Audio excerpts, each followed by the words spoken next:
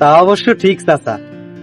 শেফালি, আমি ছাগলের চিকিৎসাটা শিখে নেই, তোমার ছাগলের চিকিৎসা আমি করে দেবো না।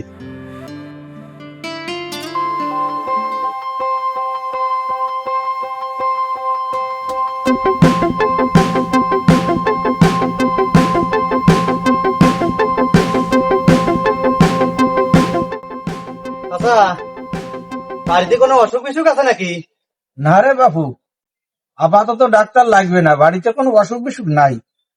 দেশ গ্রামের চেয়ে এরকম করে অসুখ বিসুখ উঠে গেলি আমাকে তো না খেয়ে মরা লাগবে চাচা। ডাক্তার সাহেব, মানুষের তো অসুখ নাই। কাল রাত থেকে আমার ছাগলটা খুশখুশ করে কাশতেছে। কি করছো শেফালি, তোমার ছাগলের অসুখ এ কথা তুমি আগে কবে না? আশ্চর্য ব্যাপার। ছাগলের প্রতি দেখি তোমাকে কোনো নজরই নেই। ছাগল আর মানুষের মধ্যে কোনো পার্থক্য আছে নাকি? কনে গেল ছাগলটা? কো কনে কো ছাগল কো? কিন্তু শেফালি, একটা সমস্যা যে হয়ে গেল।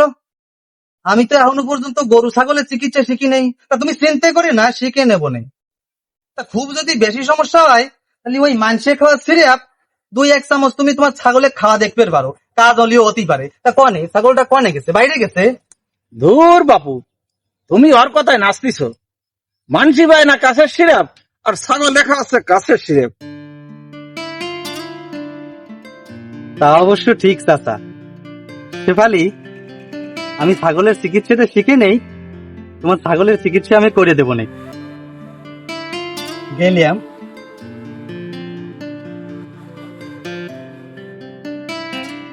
জাল ছিঁড়ে গেছে, মাছ পারা যায় তাই না?